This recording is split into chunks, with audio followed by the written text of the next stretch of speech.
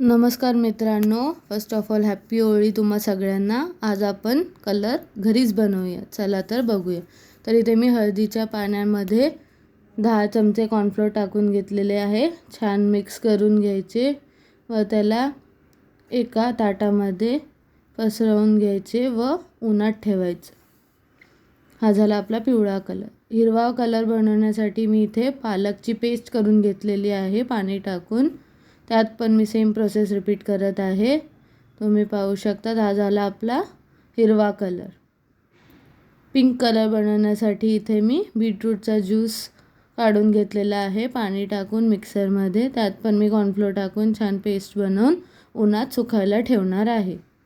उन्हात सुकल्यानंतर आपले ऑर्गॅनिक कलर्स रेडी होतील। तुम्ही पाहू शकता किती छान रंग आलेला आहे। तुम्ही हे यूज करा, कुठल्याच प्रकारचे साइड इफेक्ट्स होत नाही। हॅप्पी होली तुम्हा सर्वांना। करून बघा, नक्कीच लाईक शेअर सबस्क्राईब व कमेंट करा। धन्यवाद।